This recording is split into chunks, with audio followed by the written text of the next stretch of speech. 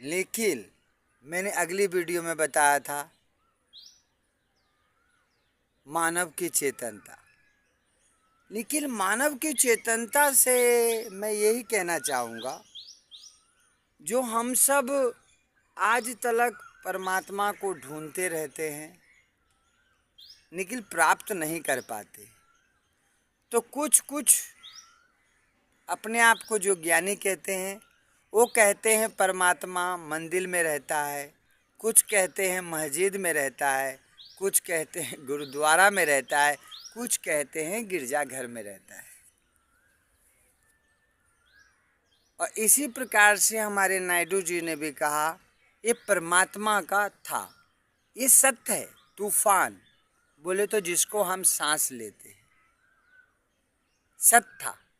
लेकिन फिर भी हम लोग उस राम का नाम जिसका लेते हैं, उसने हम मानव को इतनी चेतनता दी है जो खुद का भी छत ठीक कर ले, औरों का भी छत जिसका टूटा है उसका ठीक करने में सहयोग करे। क्योंकि मानव जीवन में हम सब किसी को मलहम लगा सकते हैं, बहुत सी सेवा कर सकते हैं, कम से कम वाणी से सुख दे सकते हैं। बहुत अनेक प्रकार का है जिसमें कुछ खर्चा भी नहीं लगता है और दान भी हो जाता है। लेकिन फिर भी ये मानव, ये मातंगगढ़ में जो मंदिर है, इसके पीछे इस तरीके से पड़ गया है। यहाँ का पूरा ही सिस्टम की बात करूँगा, जो इसको पाकिस्तान बनाने में लग गए हैं सब। जो आप देख ही रहे हैं ये मंदिर की ऐसी दुर्दशा, जो बहुत दिनों से एक कष्ट और पीड़ा को झेल रहा है। लेकिन आज तक ये हिंदुस्तान में पाकिस्तान का काम कब बंद होगा? आज मोदी जी, योगी जी हमारे पाकिस्तान के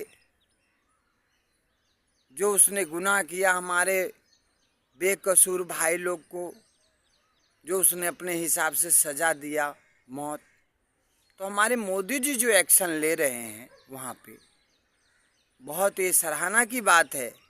लेकिन हमारे हिंदुस्तान में ये जो पाकिस्तान बन रहा है, मंदिर की दुर्दशा आप देख सकते हैं।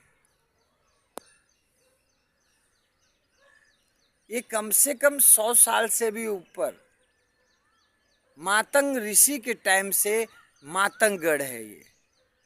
यहाँ पे बहुत से ऋषि मुनि आए और तप किए, और उसमें एक बाबा गरीबदास भी थे, रघुवीर दास भी थे, और हमारे गोरखनाथ जी के मच्छंदर नाथ जी भी थे। तो गोरखनाथ जी भी आए होंगे। इसी प्रकार से मैं बम बम कालीनाथ भी यहाँ पे गुरु महाराज की सेवा में लगा हुआ। लेकिन बार बार जब से मैं सेवा में लगा हूँ तब से मुझे खाली तारना ही मिल रहा। आरती वो तारना, ठीक है, मारा पीटा जा रहा है, जो आप सबने देखा ही। मुझे फॉरेस्ट ऑफिसर ने मार के भगाने की कोशिश की, फिर भी मैं यहाँ से नहीं गया। अब मुझे यहाँ पे पानी भी एक बूंद नहीं दिया जा रहा है। पानी जो था हमारे पास शुरू,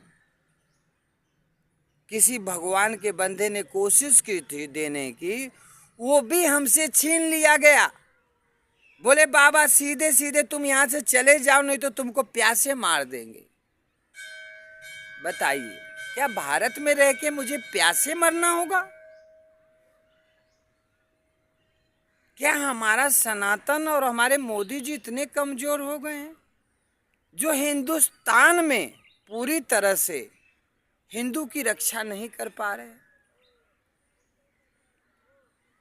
जगह जगह मैं देख रहा हूं कुछ हिंदू यंग जनरेशन कुछ ऑटो ड्राइवर को किसी किसी को प्रताड़ित कर रहे हैं। कुछ मुसलमान को देखता हूं जो वो हिंदू को प्रताड़ित कर रहे हैं। इससे क्या होगा? राम राज एक स्वतंत्र राज है और ये भारत है, इसमें सभी को भजन करने का अधिकार है। तो उसी में मैं भी भजन कर रहा हूं।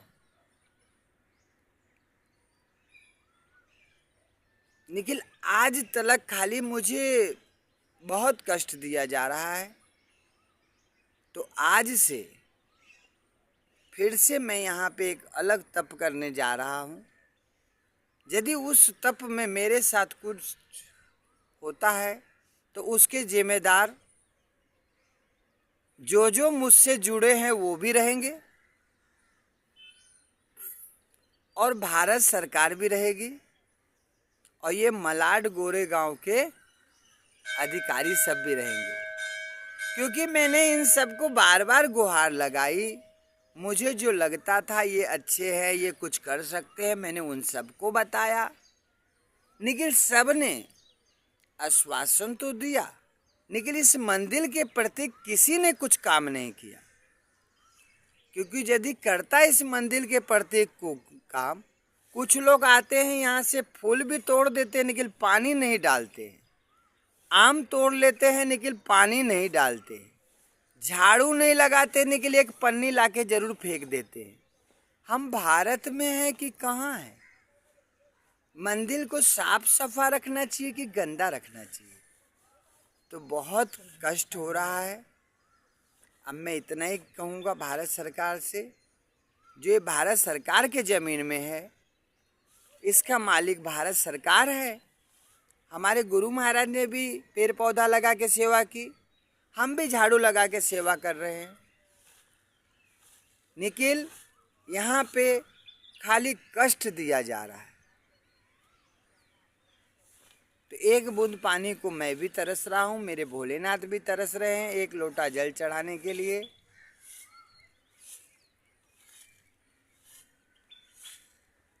तो आप सब इस वीडियो को वहाँ तक पहुँचाएं, जो मलाड के जितने भी प्रशासन हो, शासन हो, ऊंचे ऊंचे अधिकारी हो, कलेक्टर साहब, जज साहब, प्रोफेसर साहब, जो भी हमारे मानव साहब हैं, वो जरूर इस मंदिर के लिए शीघ्र से शीघ्र कुछ एक्शन ले।